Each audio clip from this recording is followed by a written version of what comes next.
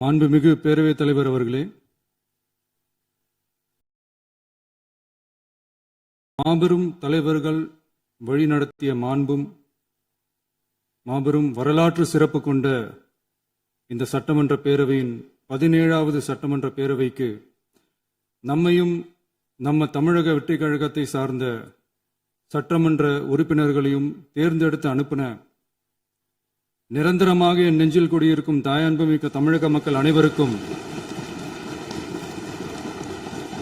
என்னுடைய மனப்பூர்வமான நன்றிகள். 17வது சட்டமன்ற கூட்டத்தொடரின் முதல் ஆளுநர் உரையின் மீதான நன்றி தெரிவிக்கும் தீர்மானத்திற்கு பதிலுரை வழங்க வாய்ப்பளித்த மாண்புமிகு பேரவைத் தலைவருக்கு நம் வணக்கத்தை தெரிவித்துக் கொள்கிறோம்.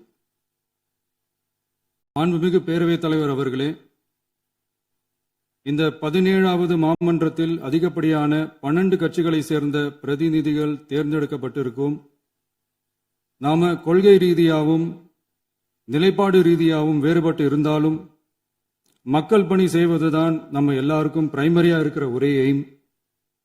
அந்த வகையில தான் நம்ம எல்லாருமே நம்ம மக்களால் அங்கீகரிக்கப்பட்டு சட்டமன்றத்திற்கு வந்திருக்கிறோம். அதனால நாம கருத்தால் வேறுபட்டாலும் மக்கள் சேவை என்ற நோக்கத்துல நம்ம மாநிலம் சார்ந்த விஷயங்கள்ல நாம எல்லாரும் ஒன்றிணைந்து பயணிச்சா நம்ம தமிழ்நாடு என்னைக்கும் எதிலையும் முதன்மை மாநிலமாக திகழும். ஆளுநர் உரைக்கு நன்றி தெரிவிக்கும் தீர்மானத்தில் பேசின மாண்புமிகு உறுப்பினர்களுக்கு நன்றி. எதிர்த்து பேசினாதான் எதிர்கட்சின்னு ப்ரூவ் பண்ண முடியும்னு நினைச்சுக்கிட்டு பேசின எதிர்கட்சியை சேர்ந்த எதிர்கட்சி தலைவர் உள்ளிட்ட மாண்புமிகு உறுப்பினர்களுக்கும் வணக்கமும் நன்றியும். பதிலுரை வழங்குற அதே நேரத்தில் நம்மளை சட்டமன்ற உறுப்பினராக தேர்ந்தெடுத்த பெரம்பூர் தொகுதி மக்களுக்கு நம்மளோட நெஞ்சார்ந்த நன்றிகள். அதே மாதிரி ராஜினாமா பண்ணிட்டாலும் நம்மளை தேர்ந்தெடுத்த திருச்சி கிழக்கு மக்களுக்கும் இந்த மன்றத்தில் நம்மளோட நன்றியை பதிவு செய்கிறோம். அப்புறம் நம்மளோட அரசியல் பயணத்தை பற்றியும் கொஞ்சம் பதிவு செய்ய விரும்புகிறோம். நாம ஏதோ ஷூட்டிங்லேருந்து நேராக வந்து சிஎம் ஆன மாதிரியே சில பேர் ஒரு இமேஜ் கிரியேட் பண்ணுறாங்க. அவங்களுக்கு அவங்க ஆசைப்படுற லாங்குவேஜ்லேயே சொல்கிறோம், அது வெறும் ரீல் தான், ரியல் கிடையாது. ஒரு சாதாரண நடிகனாக நம்ம கெரியர் தொடங்குச்சு. அப்புறம் அப்படியே சின்சியராக உழைச்சி மேலே வந்தோம். நம்ம கெரியரில் நாம் மேலே வந்ததுக்கு இந்த விஜய் ஒருத்தன் மட்டுமே காரணம் இல்லை, அவனோட உழைப்பு மட்டுமே காரணம் இல்லை. இந்த விஜயோட உழைப்புக்கும் உயர்வுக்கும் பின்னாடி இருக்கிற ஒட்டுமொத்த தமிழ்நாட்டு மக்களோட அன்பும் அரவணைப்பும் தான் காரணம். ஒவ்வொரு வீட்டில் இருக்க ஒவ்வொருத்தரும் நம்மளை அவங்க வீட்டில் ஒருத்தனா ஏற்றுக்கிட்டது தான் நமக்கு கடவுளும் மக்களும் தந்த மிகப்பெரிய வரம். அதுக்காகவே கடவுளுக்கு சமமான நம்மளோட சொந்தங்களான தமிழக மக்கள் அனைவருக்கும் மீண்டும் மீண்டும் நன்றி. இப்படி நம்மளை தாயன்போடு அள்ளி அரவணைச்ச தமிழ்நாட்டு மக்களுக்கு நாம் எப்படியெல்லாம் துணையாக இருந்தோம், எப்படியெல்லாம் மக்களோட மக்களா இருந்தோம்னு சொல்றேன். 1990ஸ்லயே ரசிகர் மன்றமா இருந்தப்பவே மக்களுக்கு துணையா நிற்க ஆரம்பிச்சோம். அதுக்கப்புறம் நற்படி மன்றமாகவும் அதுக்கப்புறம் விஜய் மக்கள் இயக்கமாகவும் மாறி மக்களோட மக்களா நின்றுகிட்டு இருந்தோம். 2008 ஈழத் தமிழருக்கு ஆதரவா உண்ணாவிரதம் போராட்டம் செஞ்சோம். போர் முடிவுக்கு வரணும், நம்ம தொப்புள் கூடிய உறவுகளான ஈழத் தமிழர்களுக்கு பாதுகாப்பான நிம்மதியான ஒரு வாழ்வு கிடைக்கணும்னு அன்னைக்கே கோரிக்கை வச்சோம். 2009 ஆரம்பிச்ச விஜய் மக்கள் இயக்கம் வழியா நம்மளோட மக்கள் நல பணிகளை எக்ஸ்டெண்ட் அண்ட் எக்ஸ்பேண்ட் பண்ணிக்கிட்டே வந்தோம். கல்விக்கு துணையா இருந்தோம், சோசியல் சர்வீஸ் செஞ்சோம், வெள்ள நிவாரணத்துல துணையா இருந்தோம், கொரோனா காலத்துல மக்களுக்கு தோள் கொடுத்தோம். விலையில்லா விருந்தகம், குருதியகம், முட்டைப்பால் ரொட்டி திட்டம், விழியகம், பயிலகம், நூலகம், இப்படி பல வழியில மக்களுக்கு துணையா இருந்தோம். அப்புறம் நம்மளோட திரைப்படங்கள்ல நம்மளால முடிஞ்ச வரைக்கும் ஊழல் எதிர்ப்பை சொன்னோம், சமூக நீதியை சொன்னோம், கல்வியை பத்தி சொன்னோம், அரசியலை பத்தி சொன்னோம். அரசியலை பத்தி பேசுனதுனால நம்ம படங்கள் சந்திச்ச இதுவரைக்கும் சந்திக்கிற பிரச்சனையை பத்தி எல்லாருக்குமே தெரிஞ்சதுதான். இது மட்டும் இல்லாம 2011 நாகப்பட்டினத்துல மீனவர் பிரச்சனைகளுக்கு ஆதரவா ஒரு பெரிய பொதுக்கூட்டம் நடத்தினோம். மீனவர்கள் மீதான தாக்குதலை கண்டிச்சு பேசி அதுல நம்மளோட எதிர்ப்பை பதிவு செஞ்சோம். 2017 ஜல்லிக்கட்டு போராட்டத்தில் தமிழர் பண்பாட்டு உரிமைக்கான நம்மளோட ஆதரவை தெரிவித்தோம். 2018 ஸ்டெர்லைட் போராட்டம் துப்பாக்கி சூட்ல பாதிக்கப்பட்ட நம்ம சொந்தங்களை நேர்ல சந்திச்சு ஆறுதல் சொன்னோம். 2021 உள்ளாட்சி தேர்தலில் விஜய் மக்கள் இயக்க வேட்பாளர்கள் போட்டியிட்டு ஜெயிச்சாங்க. கல்வி விருது விழா நடத்தி சிறந்த மதிப்பெண் பெற்ற மாணவ மாணவிகளுக்கு ஊக்கத்தொகையும் பரிசும் கொடுத்தோம். 2024 தமிழக வெற்றி கழகத்தை ஆரம்பிச்ச உடனேயே CAA-வை எதிர்த்து அறிக்கை விட்டோம்.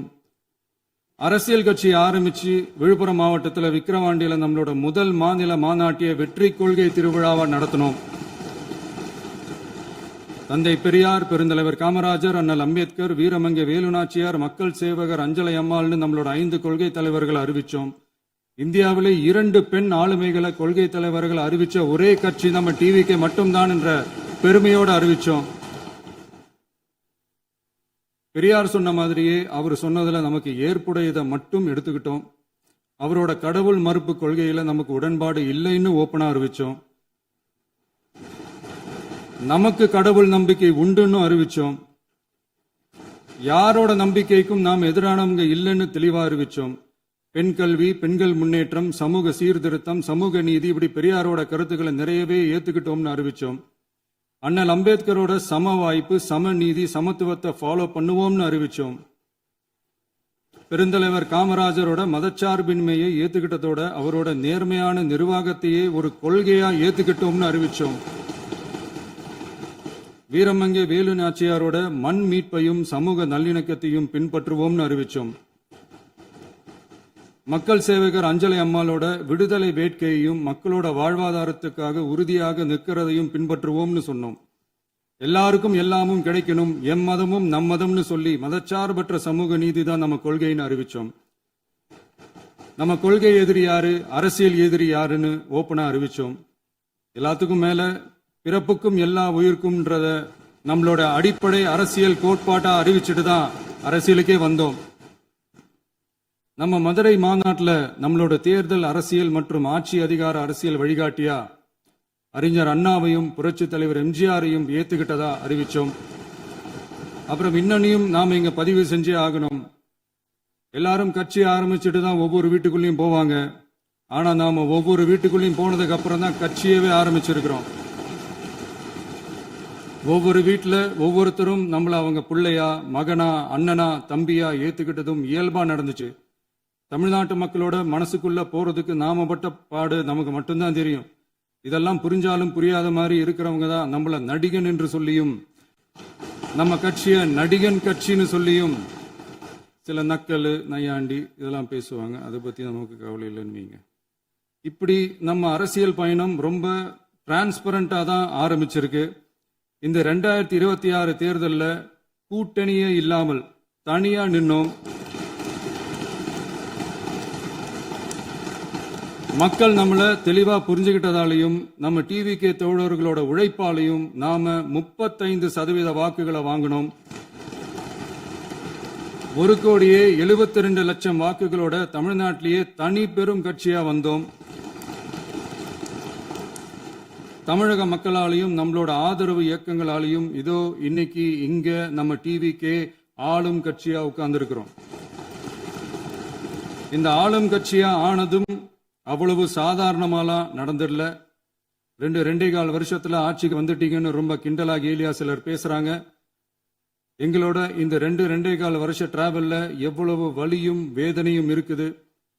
நம்மளோட மக்கள் சந்திப்புக்கே அவ்வளவு இடையூறு, அவ்வளவு தடைகள், ஊர் உலகத்துல யாருக்கும் இல்லாத ஒன்னா நமக்கு மட்டுமேன்னு தனியா ஸ்பெஷலா எக்ஸ்க்ளூசிவா நிறைய நிபந்தனைகள், நெருக்கடிகள், கட்டுப்பாடுகள், நம்மளை சந்திக்க வர்ற மக்களுக்கு சரியான பாதுகாப்பு இல்லாம, நம்ம கூட்ட நிகழ்ச்சிக்கு போதுமான பாதுகாப்பு இல்லாமன்னு இன்னும் வெளியே சொல்ல முடியாத நிறைய சூழ்ச்சிகள் எல்லாத்தையும் தாண்டி தான் நாம் இந்த இடத்துக்கு வந்திருக்கிறோம். But still miles to go. நம்ம டிராவல்ல எல்லாத்துக்கும் உச்சமா நம்மளோட சொந்தங்கள், நம்மளோட உறவுகள், 41 பேர் கரூர் சம்பவத்தில் இழந்த வேதனை எல்லாம் எப்படி சொல்றதுனே தெரியல. நம்ம மனசை விட்டு என்னைக்கும் அந்த வலியும் வேதனையும் நீங்கவே நீங்காது. அதுலயும் நம்ம மேலேயே பழி போட்ட கொடுமையெல்லாம் இருக்கும் பாருங்க, அதெல்லாம் வேற லெவலுங்க. என்னத்துக்கு அப்படியெல்லாம் செஞ்சாங்கன்னு தெரியல. அரசியல்னா இப்படியெல்லாம் கொடூரமா இருக்கணுமா என்ன? சரி விடுங்க. இந்த விஜய் இவனோட மக்களுக்காக எதையும் தாங்க தயாராகிட்டான். இவ்வளவு பெயின்ஃபுல்லான நம்ம பொலிட்டிக்கல் டிராவல்ல நம்மளோட மிகப்பெரிய ஆறுதலும் பலமும் என்ன தெரியுமா? என் நெஞ்சில் குடியிருக்கும் என்னோட தமிழ்நாட்டு மக்களும் என் உயிருக்கு உயிரான என்னோட தோழர்களும் தான். அவங்களோட பலத்தால தான். அன்னைக்கு 1967ல முன்னாள் முதல்வர் மாண்புமிகு அறிஞர் அண்ணா அவர்கள் தலைமையில் அமைஞ்ச சாமானியர்களோட ஆட்சி மாதிரி 1977ல முன்னாள் முதல்வர் மாண்புமிகு புரட்சித் தலைவர் எம்ஜிஆர் அவர்கள் தலைமையில் அமைஞ்ச மிக சாமானியர்களோட ஆட்சி மாதிரி இதோ இன்னைக்கு அதே வரிசையில 2026 சட்டமன்ற தேர்தல்ல இந்த விஜயோட தோழர்கள் இடம்பெற்ற ஒரு மிக மிக சாமானியர்களின் ஆட்சி அமைஞ்சிருக்கு. வாகை சூடும் வரலாறு திரும்பி இருக்கிறது. இப்படி ஒரு தீர்ப்பை மக்கள் அளிச்சதுனால தான் தமிழக வரலாற்றில் ஒரு மகத்தான கூட்டணி ஆட்சியை நாம் அமைச்சிருக்கிறோம். இளைஞர்களால என்ன செய்ய முடியும், பெண்களால என்ன செய்ய முடியும்னு கேட்டவங்களுக்கான பதில் தான் இன்னைக்கு அமைஞ்சிருக்கிற நம்ம ஆட்சி. ஒரே ஒரு குடும்பம் மட்டும் முக்கியம்னு சொல்றது நம்மளோட ஆட்சி அதிகார அரசியல் இல்ல. தமிழ்நாட்டில் இருக்கிற ஒவ்வொரு குடும்பமும் முக்கியம்னு சொல்றது தான் நம்ம அரசியல். நம்மளோட ஆட்சி அதிகாரம் அதான் நம்மளோட மனசாட்சி உள்ள மக்களாட்சி. இந்த 2026 தேர்தலில் யாராலும் உடைக்கவே முடியாதுன்னு சொன்ன மதத்தை உடைச்சோம், சாதியை உடைச்சோம், முக்கியமா காசு கொடுத்து ஓட்டு வாங்குற ஒரு நச்சு கலாச்சாரத்தையே சுக்கு நூறா தூள் தூளா உடைச்சிருந்தோம். நாம கிளீன் கவர்னன்ஸ் அண்ட் குட் கவர்னன்ஸ்ல உறுதியா இருக்கிறோம். இப்ப மட்டும் இல்ல, எப்பவுமே இப்படிதான் இருப்போம். இதுல 100% இது உண்மைன்றதுனால தான் பாரம்பரியமான தினத்தந்தி பத்திரிகை ஊழலின் ஊற்றுக்கண் அடைக்கப்படுகிறதுன்னு 16/6/2026 அன்னைக்கு ஒரு தலையங்கமே எழுதியிருக்கு. ஒரு தவறு செய்தால் அது தெரிந்து செய்தால் அவன் தேவன் என்றாலும் விடமாட்டேன் என்று எம்ஜிஆர் அன்று பாடினார். அதை இன்று விஜய் செயலில் காட்டுகிறார்னு அந்த எடிட்டோரியல்ல எழுதியிருக்கு. இந்த நேரத்தில் தினத்தந்திக்கு நம்மளோட நன்றியை தெரிவிச்சுக்கிறோம். அரசியலுக்கு வந்து 2 வருஷம் தான் ஆகுது. உங்களுக்கு என்ன தெரியும், உங்களால என்ன முடியும்னு கேலியா கேட்டவங்களுக்கு தினத்தந்தியோட பதிலை இப்போதைக்கு போதும்னு நினைக்கிறேன். என்னென்னமோ செய்வான்னு சொல்றானே இந்த விஜய், பல வருஷமா இருக்கிற ஒரு பதவி வெறி பிடிச்ச அரசியலை உடைச்சி எப்படி செய்வான்னு நம்ம மக்களை யோசிச்சிருப்பாங்க. இதோ இப்போ நம்ம மக்களுக்கு புரிஞ்சிருக்கும். இப்பவும் சொல்றோம், இது வெறும் ஆரம்பம் தாங்க. இந்த மாபெரும் சபையிலிருந்து கேட்கிற மக்களே, நமக்கு கொஞ்சம் அவகாசம் கொடுங்க. இதுக்கு முன்னாடி, அதாவது 2017 கடைசியில இருந்து 2026 ஏப்ரல் வரைக்கும் இருந்த புண்ணியவான்கள் ஆட்சியில ஒவ்வொரு டிபார்ட்மெண்ட்லயும் போட்ட ஏராளமான ஓட்டைகளை அடைச்சிக்கிட்டே படிப்படியா மக்களுக்கு நல்லதையும் செஞ்சுக்கிட்டே வருவோம். அதனாலதான் நமக்கு எதிரா யார் யாரோ சேரவே மாட்டாங்கன்னு நினைச்சவங்க எல்லாம் ஒன்னா சேர்றாங்க. நம்ம ஆட்சிக்கு டேட்டு குறிக்கிறாங்க.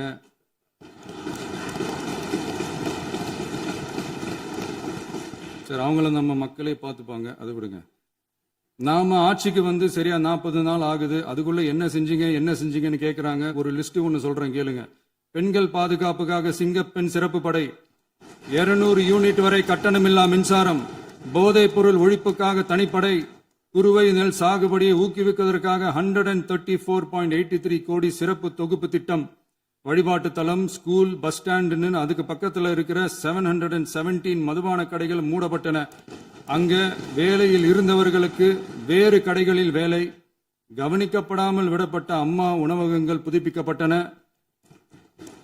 பத்திரப்பதிவு துறையில் பகல் கொள்ளைக்கு ஃபுல் ஸ்டாப் வைக்கப்பட்டுள்ளது. வருகையில்லா ஆவண பதிவு முறை கொண்டுவர உத்தேசிக்கப்பட்டு செயல்பாட்டில் உள்ளது. அரசு மற்றும் தனியார் மருத்துவமனையில் ஸ்கேன் மையங்களில் கருவுறுவதற்கு முன் மற்றும் பின் ஏற்படும் தவறுகளை கண்காணிக்கவும், மருத்துவ நிறுவனம் முறைப்படுத்தும் சட்ட விதிகள் பின்பற்றப்படுகிறதா என கண்காணிக்கவும், மருத்துவ மற்றும் ஊரக பணிகள் இயக்கத்தின் பயன்பாட்டிற்காக 40 புதிய வாகனங்கள் வழங்கப்பட்டுள்ளது. கூட்டுறவு வங்கியின் ஏழை எளிய மக்கள் வாங்கிய கடனுக்கு முதல் முத்தாய்ப்பாக ரூபாய் 2045 கோடி தள்ளுபடி வழங்கி ஆணையிடப்பட்டுள்ளது.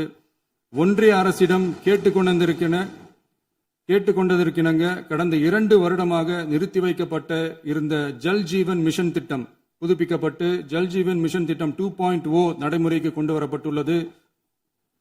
18,500 கோடி அளவில் உறுதியளிக்கப்பட்ட காஞ்சிபுரம் மாவட்டத்தில் மைய விரிவாக்க திட்டம், கோயம்புத்தூரில் மின்னணு பொருட்கள் மற்றும் மின்னணு அமைப்புகள் உற்பத்தி திட்டம், மற்றும் திருவள்ளூர் மாவட்டத்தில் காட்டுப்பள்ளி LNT கப்பல் கட்டும் தளம் விரிவாக்க திட்டத்திற்கு ஒப்பந்தங்கள் போடப்பட்டுள்ளன.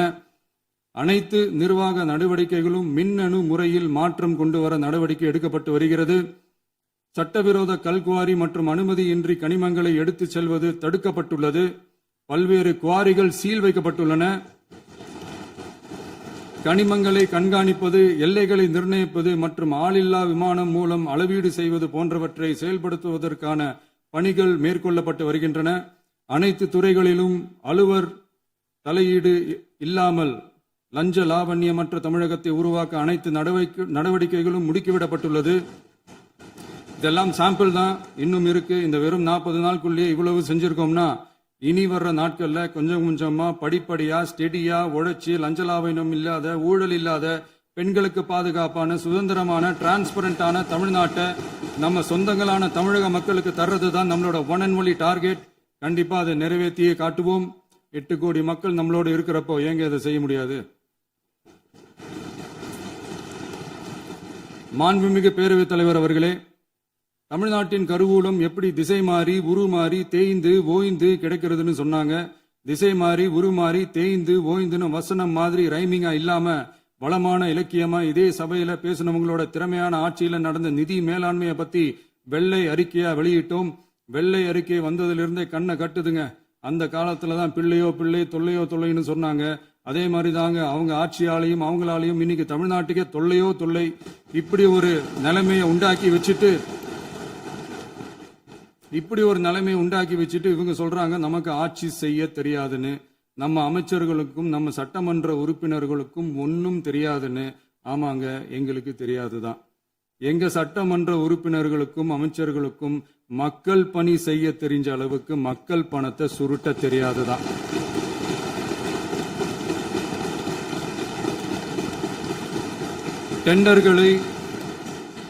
டெண்டர்களை முறைப்படுத்த தெரிஞ்ச அளவுக்கு அதோட ரேட்டை உயர்த்தி ஊழல் செய்ய தெரியாதுதான். பதவி உயர்வு வழங்கவும் பணி இடமாற்றம் கலந்தாய்வு நடத்தவும் தெரியுமே தவிர பதவி உயர்வுக்கும் பணியிட மாற்றத்திற்கும் பணம் பறிக்க தெரியாதுதான். புதிய பணியிடங்கள் உருவாக்க தெரியுமே தவிர அந்த பணியிடங்களை பணத்துக்கு விற்க தெரியாதுதான். கோயில்கள்ல நடக்கிற நிர்வாக சீர்கேட்டை தடுக்க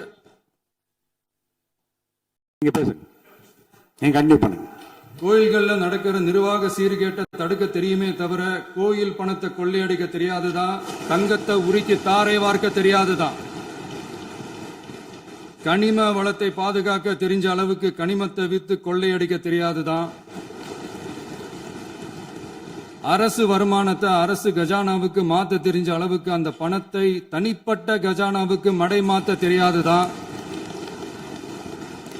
போதை கலாச்சாரத்தை தடுக்க தெரிஞ்சவங்களுக்கு போதை கலாச்சாரத்தை வளர்க்க தெரியாதுதான்.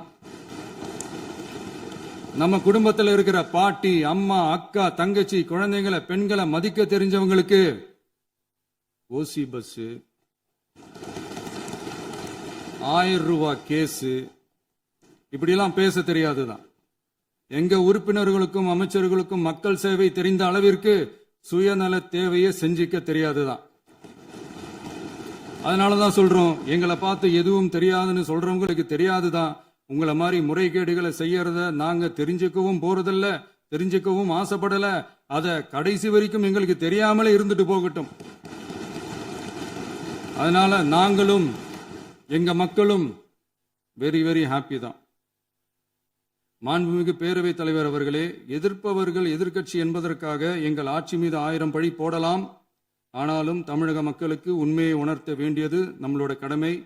மின்வெட்டை பொறுத்தவரை தமிழ்நாடு மின்மிகை மாநிலமாக இருந்தாலும் கடந்த காலங்களில் ஏற்பட்ட நிர்வாக குளறுபடிகளும் மின்சார சாதனங்கள் மற்றும் மின் மாற்றிகளில் ஏற்படும் பழுதாலும் வேண்டுமென்றே சிலரின் நடவடிக்கைகளாலும் இந்த மின்வெட்டிற்கு காரணமாக உள்ளது. மின் விநியோக மீட்பு நடவடிக்கைகளை ஒருங்கிணைப்பதற்காக எதிர்பாராமல் இரவு நேரங்களில் ஏற்படும் மின் தடங்களை விரைந்து சரி செய்வதில் 10 உயர்மட்ட கண்காணிப்பு குழுக்கள் மற்றும் 125 சிறப்பு மின் தடை நீக்க ரோந்து வாகனங்கள் வழங்கப்பட்டு 24 மணி நேரமும் கண்காணிக்கப்படுகிறது. கூடுதலாக தற்போது 77 புதிய மின் தடை நீக்க மையங்களும் உருவாக்கப்பட்டுள்ளன. விரைவில் இந்த மின்வெட்டு நிலைமை அறவே நீக்கப்படும்.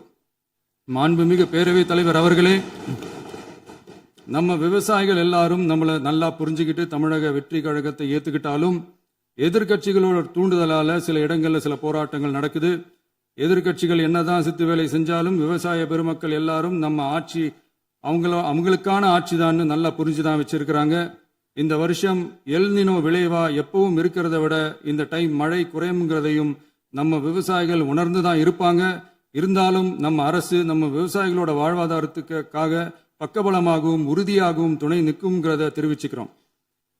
நம்ம தமிழகத்தில் ஏற்கனவே நடந்த அதி அற்புதமான சூப்பரான நிர்வாக திறன் கொண்ட 50 வருஷ அரசியல் அனுபவம் கொண்ட 2.0, 3.0, 4.0 பல 0 மாடல் ஆட்சி நடத்த கனவு கண்டவங்களோட அட்டகாசமான ஆட்சிக்காரங்க பல்வேறு விதமான நிதி நெருக்கடியை நம்ம மக்களுக்கும் நமக்கும் பரிசா கொடுத்துட்டு போய் இருந்தாலும் கூட்டுறவு வங்கிகளின் மூலம் 75,000 வரை பயிர்கடன் பெற்று குறு சிறு இதர பெரு விவசாயிகளுக்கு 100% முழுமையான பயிர்கடன் தள்ளுபடியும், 75,000க்கு மேல் கடன் பெற்றவர்களுக்கு குறைந்தபட்சமாக 35,000 பண பயன் கிடைக்கும் அளவிற்கு மொத்தம் 14,43,504 விவசாயிகளுக்கு ரூபாய் 5,932.23 கோடி பயிர்கடன் தள்ளுபடி வழங்கப்பட்டுள்ளது.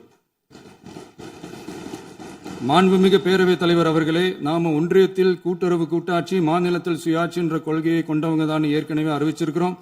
தற்போதைய ஒன்றிய அரசு சார்ந்த கட்சியுடன் அரசியலில் கொள்கை அளவில் நேர் எதிராக நிற்கிறவங்க தான் நாம. அதே சமயத்தில் எதுக்கெடுத்தாலும் கண்ணை மூடிக்கிட்டு ஒன்றிய அரசோட மோதல் போக்கை விரும்புறவங்க நாம இல்ல. நமக்கு எப்பவுமே தமிழகத்தின் வளர்ச்சி மட்டும்தான் முக்கியம். அதுக்காக நம்மளோட அரசியல் ரீதியான கொள்கைகளையோ மாநில உரிமைகளையோ கொஞ்சம் கூட விட்டு கொடுக்கவே மாட்டோம். அதுல ரொம்ப தெளிவாகவும் உறுதியாகவும் இருக்கிறோம். இனியும் இப்படித்தான் இருப்போம். அதுல ஒருபோதும் மாற்றமே இருக்காது. அதனால இதுல யாரு திசை திருப்ப வேலையில் ஈடுபட்டாலும் அவங்க எல்லாரும் மக்கள் மத்தியில் தோற்பது உறுதி. எனவே நம்ம மக்களுக்கோ சிறுபான்மை சகோதரர்களுக்கோ நம்ம ஆதரவு இயக்கங்களுக்கோ எந்தவித சந்தேகமும் வேண்டாம். நாம் யாரோட டீமும் இல்ல. நாம எப்பவுமே பியூரான பீப்புள்ஸ் டீம். இன்னும் சொல்ல போனா நாம secular team, social justice team. மாண்புமிகு பேரவைத் தலைவர் அவர்களே, அரசு விழாக்கள், கல்வி நிறுவனங்கள் மற்றும் பல அதிகாரப்பூர்வ நிகழ்ச்சிகளோட தொடக்கத்தில் நம்ம தமிழ்தாய் வாழ்த்த பாடுறது தான் வழக்கமா இருக்கு. தமிழ்தாய் வாழ்த்த பொறுத்த வரைக்கும் நம் அரசு இதுல நம்மளோட உறுதியான நிலைப்பாட்டை ஒன்றிய அரசுக்கு மிக தெளிவா தெரிவிச்சிருக்கு. அது இல்லாம இதில் மாநில அரசின் கொள்கைக்கு ஏற்ப ஒன்றிய அரசின் அறிவிக்கையில் திருத்தம் மேற்கொள்ள கோரிக்கையும் விடுக்கப்பட்டுள்ளது. நீட் தேர்வை பொறுத்தவரை கிராமப்புற மற்றும் பொருளாதார ரீதியாக பின்தங்கிய மாணவர்களுக்கு சமமான வாய்ப்பை வழங்குவதில்லை. மருத்துவ கல்வியில் சமூக நீதி மற்றும் சம வாய்ப்பை நீட் பாதிக்கிறது என்பதை உணர்கிறோம். எனவே மருத்துவ படிப்புகளுக்கான சேர்க்கையை 12ஆம் வகுப்பு மதிப்பெண்களின் அடிப்படையில் நடத்த வேண்டும் என்று நமது அரசு வலியுறுத்தி வருகிறது. மத்திய அரசிடம் நீட்டிலிருந்து தமிழ்நாட்டிற்கு விலக்கு வழங்க வேண்டும் என்று கோரிக்கை விடுத்துள்ளது. மாண்புமிகு பேரவைத் தலைவர் அவர்களே, பேரறிஞர் அண்ணா அவர்கள் தலைமையிலான அரசு 1968 இருமொழி கொள்கையை நடைமுறைப்படுத்தியது. தமிழ் ஆட்சி மொழி, தமிழ் மொழியை பாதுகாப்பது, மாணவர்களுக்கு ஆங்கிலத்தின் மூலம் உலக அளவிலான வாய்ப்புகளை வழங்குவது, எந்த ஒரு மொழியையும் கட்டாயமாக திணிப்பதை தவிர்ப்பது மற்றும் எதிர்ப்பது, நிலத்தின் மொழி மற்றும் பண்பாட்டு அடையாளத்தை பேணுவது என்பதை நம் தமிழக வெற்றிக் கழக ஆட்சி ஏற்றுக்கொண்டுள்ளது. எனவே தமிழ்நாட்டில் தமிழ் ஆட்சி மொழி மற்றும் இருமொழி கொள்கை என்பதில் நமக்கு மாற்று கருத்தே இல்லை. மாண்புமிகு பேரவைத் தலைவர் அவர்களே, கடந்த 11/6/2026 அன்று நடந்த நிதி ஆயோக் கூட்டத்தில் தமிழ்நாடு அரசின் சார்பாக கலந்து கொண்டு வறுமையற்ற தமிழ்நாடு இயக்கம் உருவாக்க தேவையான நிதியையும், தமிழ்நாட்டுக்கு 2 எய்ம்ஸ் மருத்துவமனைகளை தருமாறும், மருத்துவம் மற்றும் பல் மருத்துவ படிப்பிற்கு 12ஆம் வகுப்பு மதிப்பின் அடிப்படையில் இடங்களை நிரப்புதல் குறித்தும், செயற்கை நுண்ணறிவு தொடக்க நிறுவன வளர்ப்பு மையங்கள் தமிழ்நாட்டில் அமைக்கவும், இளைஞர் திறன் மற்றும் வேலைவாய்ப்பு இயக்கம் செயல்படுத்த வேண்டியும், பெண்கள் தலைமையிலான வளர்ச்சி குறித்தும், மீனவ சமுதாயங்களின் வாழ்வாதாரம் மற்றும் மீன்பிடி படகுகள் மற்றும் மீனவர்களை விடுவித்தல் குறித்து நிரந்தர நடவடிக்கை எடுக்க வேண்டியும், காலநிலை தாங்கும் தன்மை பெருந்திட்டம் 2045 கீழ் விண்வெளி உற்பத்தி மையத்தை தேசிய விண்வெளி உற்பத்தி மையமாக அறிவிக்க கோரியும், தமிழ்நாட்டில் சாலை போக்குவரத்து, நெடுஞ்சாலை மற்றும் ரயில்வே அமைச்சகத்தின் மேம்பாட்டு குறித்தும், அனைத்து கிராமங்களையும் டிஜிட்டல் இணைப்பு வசதி ஏற்படுத்துதல் குறித்தும், கூட்டு குடிநீர் திட்டம் தொடரவும், அரசின் விழாக்களில் தமிழ்தாய் வாழ்த்துக்கான முதலிடத்திற்கான கோரிக்கையும், மேகதாது அணை கட்டுமான நிறுத்தத்தை உறுதிப்படுத்தவும், மாநிலத்தின் மீது மும்மொழி கொள்கையை வற்புறுத்தாமல் புதிய கல்விக் கொள்கையை திணிக்காமல் தமிழகத்திற்கான கல்வித்தொகை ரூபாய் 3284 கோடியை விடுவிக்க கோரியும், ஆண்டுதோறும் 5 லட்சம் இளைஞர்களுக்கு உதவித்தொகையுடன் கூடிய பணியினை தொழில்நுட்ப பயிற்சி வழங்க ஒத்துழைப்பு வழங்குமாறும், ஒகேனக்கல் 3ஆம் கட்ட கூட்டு குடிநீர் திட்டத்திற்கான நிதி ரூபாய் 2283.40 விடுவிக்கவும், வேலை வாய்ப்பு மற்றும் வாழ்வாதாரத்துக்கான உத்தரவாத திட்டத்தின் கீழ் வேலை வாய்ப்புகளை உருவாக்க உடனடி நடவடிக்கை மேற்கொள்ள வேண்டியும் மற்றும் திருக்குறளை தேசிய இலக்கியமாக அறிவிக்குமாறும் தமிழ்நாடு சார்பில் பேசியுள்ளோம் என்பதை தெரிவித்துக் கொள்கிறோம். மாண்புமிகு பேரவைத் தலைவர் அவர்களே, அண்டை மாநிலங்களுடனான நட்புறவு ஒரு மாநிலத்தின் வளர்ச்சிக்கும் நாட்டின் ஒற்றுமைக்கும் மிகவும் அவசியமானது. தமிழ்நாடு தனது அண்டை மாநிலங்களுடன் நதி நீர் பங்கீடு, பொருளாதாரம், கல்வி, கலாச்சாரம் மற்றும் போக்குவரத்து துறைகளில் நல்லுறவை பேணி வருகிறது. பரஸ்பர மரியாதை, ஒத்துழைப்பு மற்றும் கூட்டாட்சி தத்துவத்தின் அடிப்படையில் அண்டை மாநிலங்களுடனான நட்புறவை வலுப்படுத்தவும் நமது ஆட்சியில் காக்கப்படுகிறது. மாண்புமிகு பேரவைத் தலைவர் அவர்களே, சட்டம் ஒழுங்கை பத்தி பேச்சு வந்தது. சட்டம் ஒழுங்கு சரியா இருக்கணும் அப்படின்றதுல எங்களுக்கு மாற்று கருத்தே கிடையாது. கண்டிப்பா லா அண்ட் ஆர்டர் கரெக்டா இருக்கணும், கரெக்டா இருக்கும், இருக்க வைப்போம். அதே மாதிரி பெண்கள் பாதிக்கப்படுறதையும் இங்க யாராலையும் சகிச்சுக்கவே முடியாது. அதுக்கான கடுமையான நடவடிக்கைகள் நம்ம அரசு எடுத்துக்கிட்டு இருக்கிறோம். இந்த சிங்கப்பெண் சிறப்பு அதிரடிப்படை கூட அதுக்கான ஒரு ஃபர்ஸ்ட் ஸ்டெப் தான். அதே மாதிரி இந்த போதைப் பொருள் நடமாட்டம், அதை கண்ட்ரோல் பண்றதுக்கும் நம்ம அரசு கடுமையான நடவடிக்கைகள் எடுத்துக்கிட்டு இருக்கிறோம். அதையும் கண்டினியூ பண்ணி எடுப்போம். மாண்புமிகு பேரவைத் தலைவர் அவர்களே, இப்ப நான் சொன்ன இந்த பிரச்சனைகள்லாம் 2026 போன மாசம் மே மாசம் 10ஆம் தேதி புதுசா வந்துடல. இதெல்லாம் பல வருஷமா இருக்கிற பிரச்சனைகள் தான், பல வருஷமா கண்டுக்காம விட்ட பிரச்சனைகள் தான். இன்னைக்கு எதிர்கட்சிக்காரங்க அதை பத்தி கேட்கும் போது எனக்கு அது அக்கறையா தெரியல, அவதூறு அரசியலா தான் தெரியுது, பழி போடுற அரசியலா தான் தெரியுது. இப்படி அவதூறு பழி போடுறவங்களை பார்த்து ஒன்னே ஒன்று தான் கேட்கணும்னு தோணுது. கடந்த 9-10 மாசமா நம்ம ஸ்டேட்ல சட்டம் ஒழுங்கு டிஜிபியே இல்லை. சட்டம் ஒழுங்கு டிஜிபியை போடுங்கன்னு சொல்லி எல்லாம் ஓஞ்சி போயிட்டோம். போன ஆட்சியில நடந்ததுக்கெல்லாம் இப்பதான் விடையே கண்டுபிடிக்கிறோம் நம்ம ஆட்சியில்.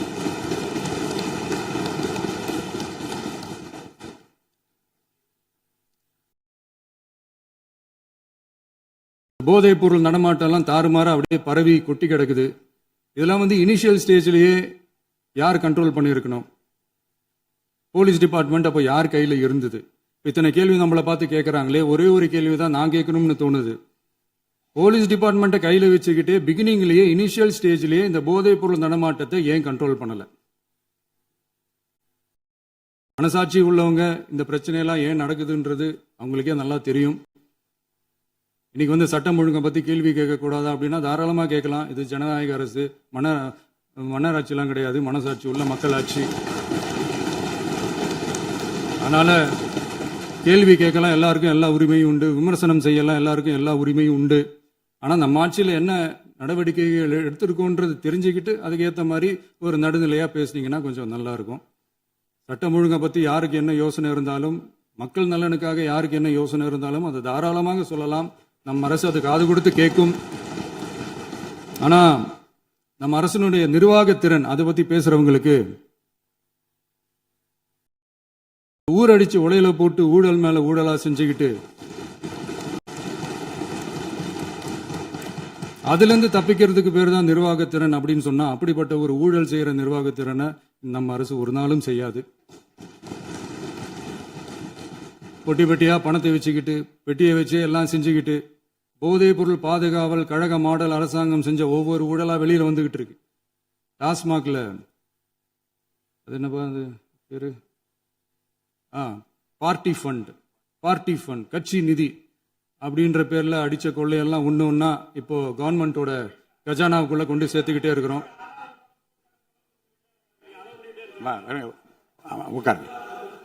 மாண்புமிகு முதல்வர்கள் பதிலுரைக்கு பிறகு முதல்வர் பதிலுரைக்கு பிறகு நேரம் தரேன். அப்ப பேசட்டும், அவங்க பேசட்டும், அவங்கள பேச அனுமதி. உட்காருங்க, உட்காருங்க.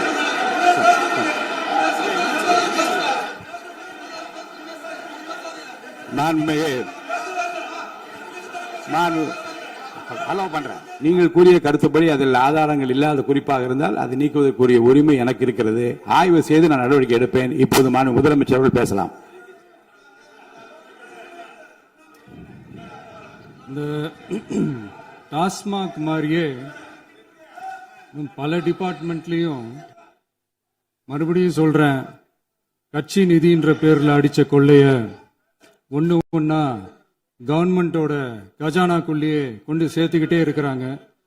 இப்பவும் சொல்றேன், மக்கள் பணத்துல இருந்து ஒரு பைசா கூட தொடமாட்டோம், தொடவும் விடமாட்டோம், தொட்டா விடமாட்டோம், இதுக்கு முன்னாடி தொட்டவங்களையும் விடமாட்டோம்.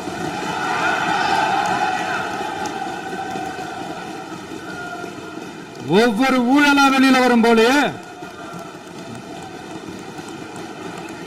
ஒவ்வொரு வேஷமா கலைஞ்சிரும் போலயே இங்க இருக்கிற நிறைய பேரு நடுங்கி போய் இதுல நம்ம மேல அவதூறு வேற. இப்ப புதுசா ஒரு வெப்பன் ஒண்ணு கொண்டு வந்திருக்காங்க. அது என்ன தெரியுமா? அவங்க தயவால தான் நம்ம ஆட்சி நடக்குதான். மக்கள் தயவால இந்த ஆட்சி நடந்துகிட்டு இருக்கு. மனசாட்சி உள்ள சக்திகளோட ஆதரவால இந்த ஆட்சி நடந்துகிட்டு இருக்கு. நாங்க தான் அனுப்பி வச்சோம் அப்படின்றாங்களே. அனுப்பி வச்சவங்களுக்கு மினிஸ்ட்ரியில இடம் கொடுத்தா ஏன் கதறீங்க? ஏன் இவ்வளவு கோபம்? ஏன் இவ்வளவு கதறல்ஸ்? இதுல இன்னொரு முக்கியமான விஷயம், மார்க்சிஸ்ட் கம்யூனிஸ்ட் கட்சி நமக்கு ஆதரவு கொடுத்தது சுயேட்சையா எடுத்த முடிவுன்னு சொல்றாங்க. அதே மாதிரி இந்திய கம்யூனிஸ்ட் கட்சி நமக்கு ஆதரவு கொடுத்தது சுயேட்சையா எடுத்த முடிவுன்னு சொல்றாங்க. இதுல எங்க இருந்து நாங்க தான் அனுப்பி வச்சோம்னா புரியலையே. மக்களுக்கு நல்லா புரியும், எல்லாத்தையும் தெளிவா பார்த்துக்கிட்டு இருக்கிறாங்க.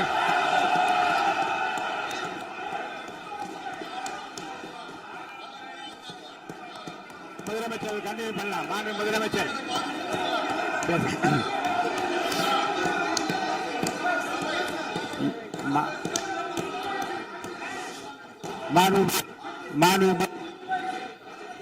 முதலமைச்சர் கண்டினியூ பண்ணலாம்.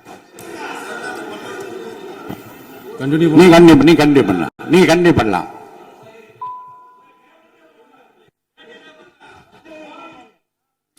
இந்த சமூக நீதி அரசுன்னு சொல்றவங்களை பார்த்து கேட்கிறேன், நம்ம பட்டியலின சகோதரர்களுக்கு எத்தனை அமைச்சர் பதவி கொடுத்தீங்கன்னு கொஞ்சம் சொல்ல முடியுமா? ஆனா நம்மளுடைய அரசுல 8 அமைச்சர் பதவிகள் யாருக்கு? நம்ம பட்டியலின சகோதரர்களுக்கு. எல்லாம் நம்ம அண்ணன், நம்ம தம்பி, நம்ம தங்கச்சிங்க. அண்ணல் அம்பேத்கர் அவர்களுடைய கிட்டத்தட்ட 100 ஆண்டு கால கனவு இப்ப நிறைவேறி இருக்கு. நான் ஏன் கொஞ்சம் சவுண்டா பேசுறேன் அப்படின்னா அவங்களுக்கு கேட்கணும்ன்றதுக்காக, தப்பா எடுத்துக்காது. அதே மாதிரி பெண்களோட பாதுகாவலர் நாங்க தான் அப்படின்னு சொல்லிக்கிறவங்களை கேட்கிறேன், எத்தனை பெண்களுக்கு அமைச்சர் பதவியில இடம் கொடுத்தீங்க கொஞ்சம் சொல்ல முடியுமா? எங்க அரசுல 4 சகோதரிகளுக்கு அமைச்சர் பதவி கொடுத்திருக்கிறோம்.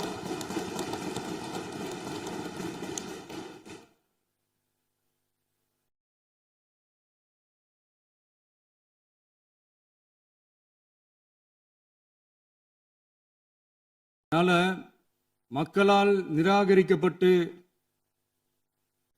மக்களால் அகற்றப்பட்டவங்களுக்கு ஒண்ணு சொல்லிக்கிறோம், தப்பே செய்ய மாட்டோம், ஊழலே செய்ய மாட்டோம், நேர்மையா தான் இருப்போம், நியாயமா தான் இருப்போம் அப்படின்னு சொல்றவங்களால மட்டும்தான் கூட்டணி ஆட்சி அமைக்க முன்வரும். ஆட்சியிலையும் பங்கு, அதிகாரத்திலையும் பங்கு கொடுக்க முன்வரும். ஊழல்லையே ஊறி போனவங்களால இந்த கூட்டணி ஆட்சியோ, ஆட்சியிலையும் பங்கோ, அதிகாரத்திலையும் பங்கோ கொடுக்க முன்வராது. மெஜாரிட்டி இருந்தாலும் தரமாட்டாங்க, மெஜாரிட்டி இல்லைனாலும் தரமாட்டாங்க. கேட்டா ரெடிமேடா ஒரு பதில் ஒண்ணு வச்சிருப்பாங்க, கூட்டணி ஆட்சியை மக்கள் விரும்ப மாட்டாங்கன்னு. அதே மக்கள் தான் இப்ப அவங்கள பார்த்து சிரிக்கிறாங்க. நான் பதவியேற்ற அன்னைக்கு கொஞ்சம் டைம் அவகாசம் கேட்டேன். எதுக்கு கேட்டேன்? நிதி நிலைமைலாம் கொஞ்சம் மோசமா இருக்குது, அதெல்லாம் கொஞ்சம் சரி செஞ்சுக்கிட்டே படிப்படியா கொஞ்சம் கொஞ்சமா நான் கொடுத்த வாக்குறுதிகள்லாம் செயல்படுத்துவேன், அதுக்காக கொஞ்சம் டைம் அவகாசம் கேட்டேன். நான் ஏதோ வேற எதுக்காகவோ வேற யாருக்காகவோ ஏதோ அவகாசம் கேட்ட மாதிரி. இங்க சபையில இல்லாதவங்களை பத்தி பேச வேண்டாம்னு நினைக்கிறேன்.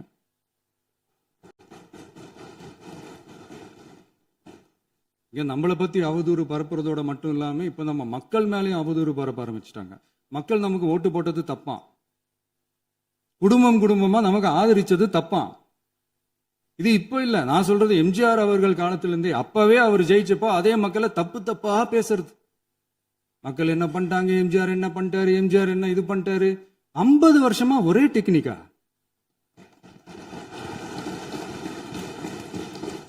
டெக்னாலஜி எல்லாம் மாறி வேற எங்கேயோ போயிட்டு இருக்கு. பஸ் இதுல கொஞ்சம் டெக்னிக்காச்சும் கொஞ்சம் மாத்தினா கொஞ்சம் நல்லா இருக்கும். அதனால மக்களுக்கு யூஸ்ஃபுல்லா இருக்கிற மாதிரி இந்த ஆக்கப்பூர்வமான கருத்துக்களோ ஆக்கப்பூர்வமான யோசனைகளோ இருந்தா சொல்லுங்க, அதை நாங்க டெஃபரெண்டா எடுத்துக்கிறோம். ஆனா அதை விட்டுட்டு இந்த நக்கல் நையாண்டி சம்பந்தம் இல்லாத பேச்சு இதெல்லாம் பேசிட்டு அப்புறம் முதல்வர் பதில் சொல்லல, முதல்வருக்கு பதில் சொல்ல தெரியல அப்படின்னா அப்புறம் என்ன சோஃபா மாடல் ஆட்சியா? அது என்னன்னு புரியறதுக்கே எனக்கு ரொம்ப நாள் ஆச்சு. இந்த sofa set, table chair, teapoy, furniture பிசினஸ்லாம் வேற எங்க வெளியில போய் பண்ண சொல்லுங்க. அப்படி அந்த பிசினஸ் தான் பண்ணணும்னா நிறைய பிசினஸ் பண்ற மாதிரி வெளியில போய் பண்ண சொல்லுங்க, இங்க சட்டசபைக்குள்ள வேணாம். அதனால ஆக்கப்பூர்வமான கருத்துக்கள் இருந்தா சொல்லுங்க, டெஃபினட்டா அது சரியா இருந்தா நாங்க ஏத்துக்கிறோம். எனக்கு ஒரு குட்டி கதை ஒண்ணு ஞாபகம் வருது, சொல்லாமா? ஒரு ஊர்ல ஒரு பெரியவர் வெயில் ரொம்ப ஜாஸ்தியா இருக்குன்னு சொல்லிட்டு கண்ணுக்கு மேல கை வச்சுக்கிட்டு இப்படி சுத்தி முத்தி தேடிக்கிட்டு இருந்தாராம். அப்ப கூட இருந்த ஒரு சின்ன பையன் என்ன தேடுறீங்க அப்படின்னு கேட்டானா. அதுக்கு அந்த பெரியவர் சொன்னாரா, அது ஒண்ணு இல்ல தம்பி, உங்க அப்பா இங்கதான் இருப்பாருன்னு சொன்னாங்க, அதான் தேடிக்கிட்டு இருக்கேன். எங்க உங்க அப்பாவையா காணோம்?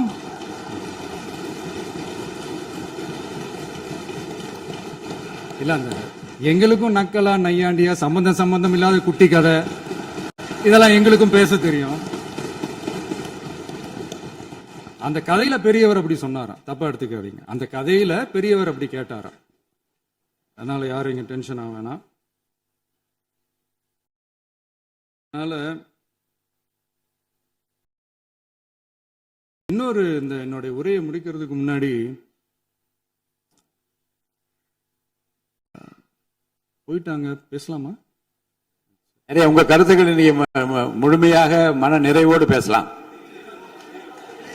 டிவியில பார்ப்போம். சரி, அதான் 5 நிமிஷம் பேசுனதுக்கே கொலத்தூரி இந்த ஆட்டம் அடிச்சு பேசுனா அப்புறம் என்ன பண்றது? கடைசியா நான் இந்த உரையை முடிக்கிறதுக்கு முன்னாடி ஒரு முக்கியமான ஒரு விஷயம் பத்தி சொல்லணும். ஆளுநர் உரை அன்னைக்கு இந்த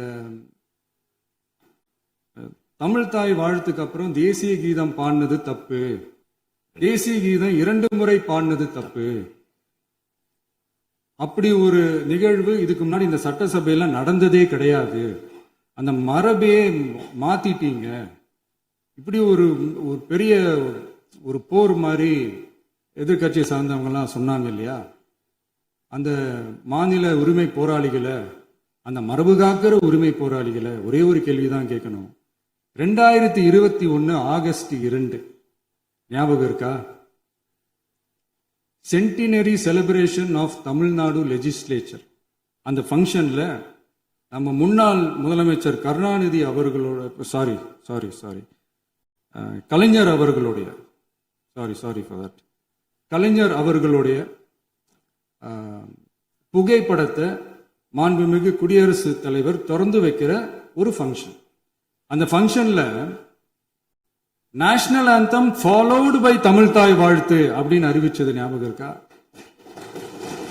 அதாவது தேசிய கீதத்துக்கு அப்புறமா 2வது முறையா, நோட் திஸ் பாயிண்ட் மாண்புமிகு பேரவைத் தலைவர் அவர்களே, பிளீஸ் நோட் திஸ் பாயிண்ட். தேசிய கீதத்துக்கு அப்புறம் 2வது முறையாக தமிழ் தாய் வாழ்த்து பாடப்படும் அப்படின்னு சொன்னது ஞாபகம் இருக்கா?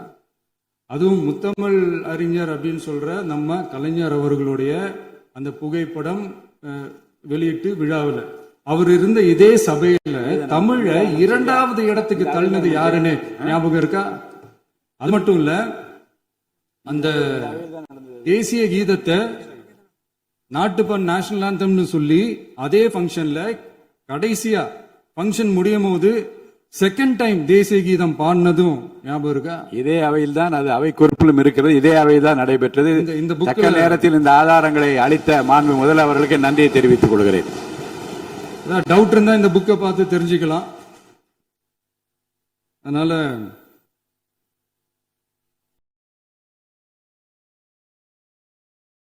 எல்லாம் கேட்டா என்ன சொல்லுவாங்கன்னா, அது ஜனாதிபதி கலந்துகிட்ட ஃபங்க்ஷன், அதெல்லாம் அப்படிதான், அதெல்லாம் கண்டுக்க கூடாது அப்படின்னு சொல்லுவாங்க.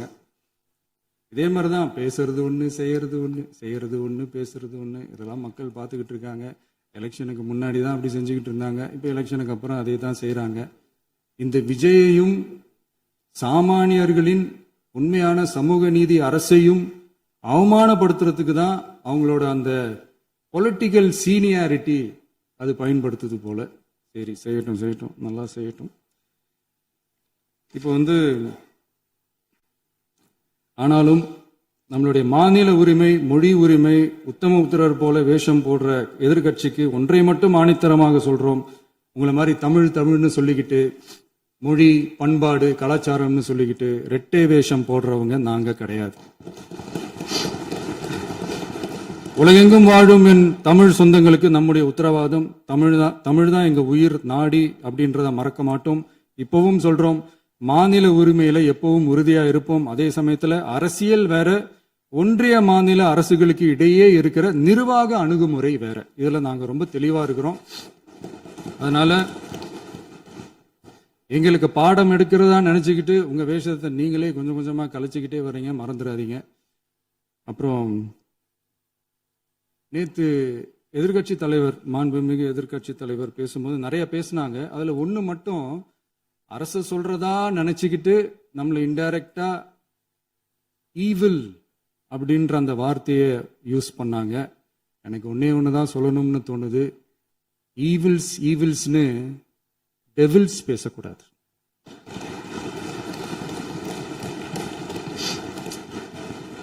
அவங்க இருந்திருந்தா ஒரு ஆக்ஷன் பண்ணணும்னு எனக்கு தோணுச்சு. எல்லாரும் போயிட்டாங்க. இல்ல, பர்மிஷன் பண்ணலாமா? இப்பவும் பண்ணலாம், ஒண்ணும் தப்பு இல்ல.